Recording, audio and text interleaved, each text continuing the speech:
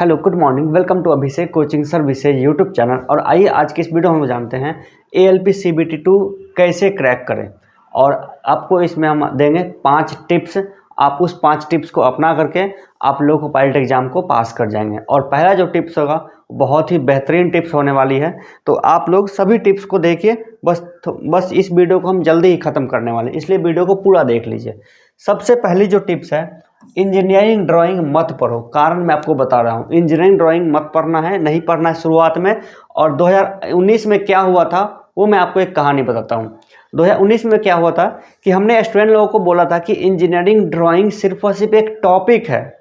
Basic science and engineering subject का नाम है और इंजीनियरिंग ड्राइंग सिर्फ और सिर्फ एक टॉपिक है। जबकि उस समय के जितने भी टीचर्स थे, स्टूडेंट थे, उन लोगों ने इंजीनियरिंग ड्राइंग को पूरा पढ़ लिया, उसी में उसका पूरा टाइम खराब हो गया। आप लोग को बताने जा रहा हूँ कि 19 में जो स्टूडेंट ने गलती किया वो आपको नहीं करना है। आपको कैसे पढ़ना है आइए बताते हैं। तो सबसे पहले देखिए इसका सिलेबस क्या रहेगा इंजीनियरिंग ड्राइंग का। तो टॉपिक 1 में दिया इंजीनियरिंग ड्राइंग, ठीक है। यह सिर्फ और सिर्फ नंबर 1 पॉइंट है, इंजीनियरिंग ड्राइंग उसका नाम है। और इसके अंदर में जो टॉपिक है, यानी कि एक टॉपिक के अंदर में बहुत सारा टॉपिक है, वो क्या है? प्रोजेक्शन व्यूज, ड्राइंग इंस्ट्रूमेंट्स, यानी प्रोजेक्शन व्यूज बहुत टाइप के होते हैं। पूरा का पूरा 10 पेज लग जाएगा तब जाके ये खत्म होगा।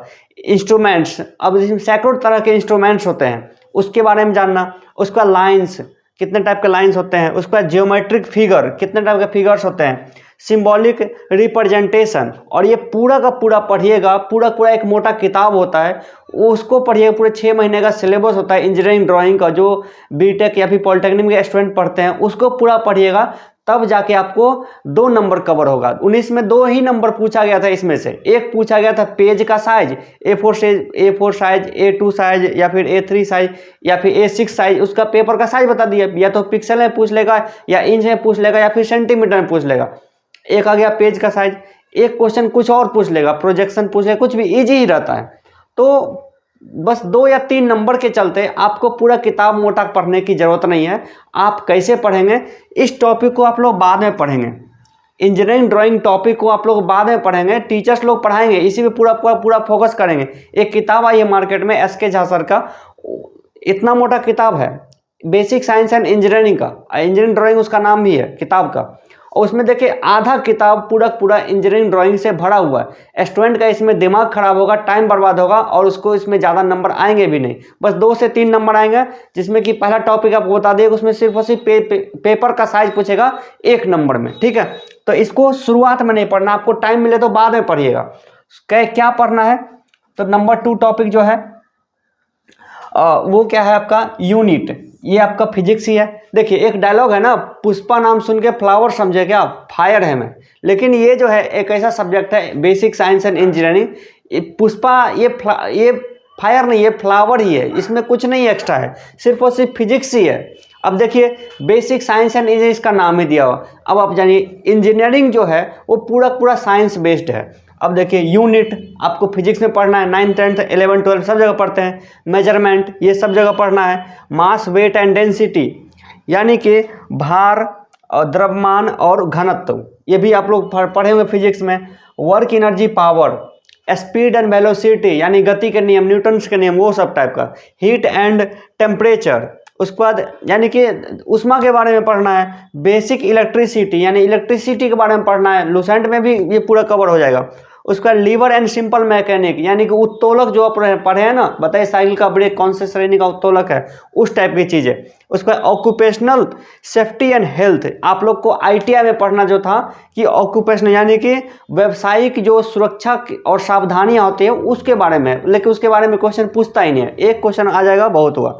उसके बाद देखिए इन्वायरमेंटल एजुकेशन, यानी कि पॉल्यूशन के बारे में पढ़ना होगा कि प्रदूषण क्या होती है, और यानी कि आप लोग कैसे काम करें तो पॉल्यूशन नहीं फैलेगा। उसमें से क्वेश्चन पूछता ही नहीं है, फिर भी टॉपिक दिया हो। उस पर IT लिटरेसी, यानी कंप्यूटर के बारे में थोड़ा बहुत पूछ लेगा कि माउस बताइए कौन सा है, यानी हार्डवेयर है या सॉफ्टवेयर है, इस टाइप की चीज़ें।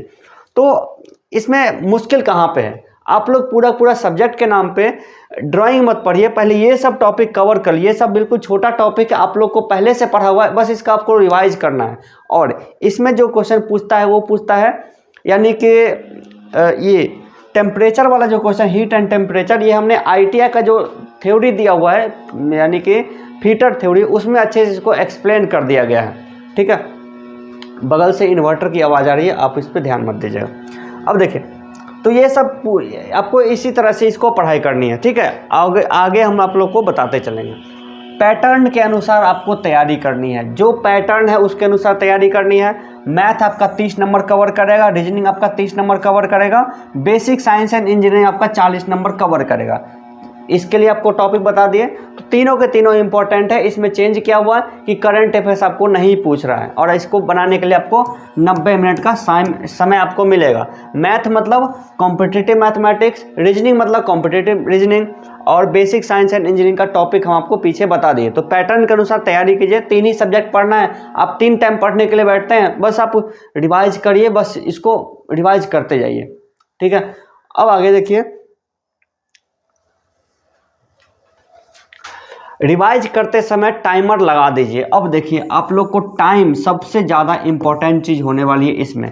आप लोग जो एग्ज़ाम देने जाते हैं वहाँ पे आपका टाइम नहीं बच पाता है, तो इसमें आपको दिक्कत कहाँ पे रह जाती है। आप लोग जब भी पढ़ते हैं तो टाइमर लगा के नहीं पढ़ते हैं। आपके सामने अगर टाइमर रहेगा, आप हमेशा जब भी क्वेश्चन को बनाइए तो टाइम से पहले बनाइए, यानी टाइमर लगा के बनाइए। जब भी आप पढ़िए तो आप जरा सोचिए कि 50 नंबर का कोई 50 क्वेश्चन का रिवाइज करना है, तो आप पहले ही सोच लीजिए इसको हमको 20 मिनट में करना है, 15 मिनट में करना है, 25 मिनट में या फिर 30 मिनट में पढ़ना है। और सामने आप मोबाइल में टाइमर निकाल के रख लीजिए सामने। इससे क्या होगा कि एग्जाम में आपको टाइम के अनुसार क्वेश्चन बनवाता है। और आप लोग जब भी घर पे पढ़ने बैठते हैं तो कोई भी स्टूडेंट टाइमर लगा के नहीं पढ़ता है।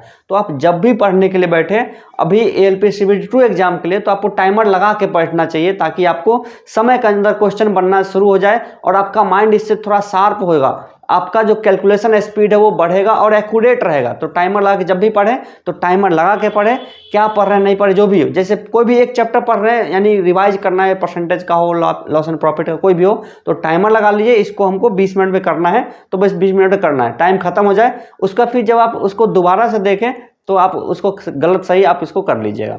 लेकिन जब भी पढ़ें तो टाइमर लगा के पढ़ें। अगला जो चीज़ है वो है सेट नहीं बनाओ, सिर्फ बुक्स या नोट्स पढ़ो। अभी देखिए, बहुत तरह तरह के सेट जो है मार्केट में अवेलेबल है, और सेट जो है आपको अच्छा से अच्छा नंबर दिलाएंगे, आपको अच्छा फील करवाएंगे कि चलो यार हमारा सेट बना लो। टेक्स्ट बुक हो गया, न जाने कितने सारे बुक्स टाइप का सेट चल रहा है। तो सेट जो है, मुझे नहीं लगता कि स्टूडेंट लोग क्यों बनाते हैं, क्योंकि सेट टाइप का क्वेश्चन एग्जाम में आता नहीं है। सेट में क्वेश्चन पूछता है इजी, एग्जाम में क्वेश्चन पूछता है हार्ड, वो पूछ लिए या फिर उससे भी ज़्यादा इजी पूछ ले। टॉपिक सेट में जो है ठीक से कवर नहीं रहता है, और स्टूडेंट जो है ना सेट बना करके अपने आप में सेटिस्फाइड हो जाते हैं, यार 55 नंबर आ रहा, 75 में 60 नंबर आ रहा है, वो सब का हाल क्या हो, 25 नंबर 30 नंबर पर सिमट गया।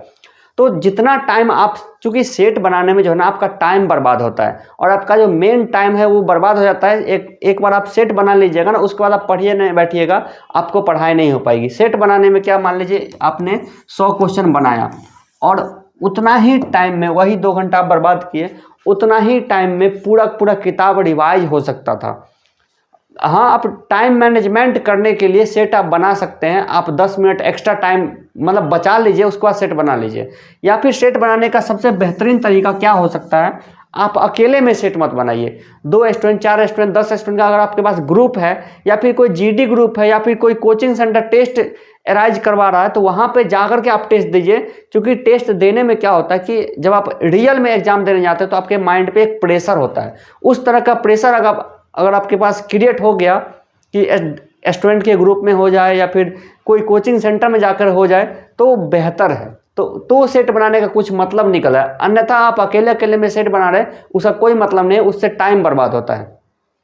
हमने आज तक कभी कोई सेट नहीं बनाया, ठीक है। सोच रहे हैं कि 2 घंटा में जो हम सेट बनाएंगे, 2 घंटा में आधा किताब का रिवाइज हो जाएगा।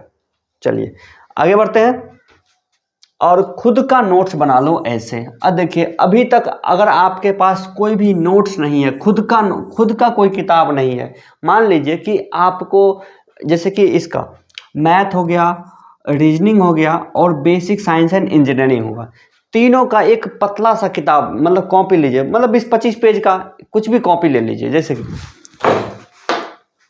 इस टाइप का कुछ भी एक कॉपी ले लीजिए, बस पतला सा होना चाहिए, ठीक है।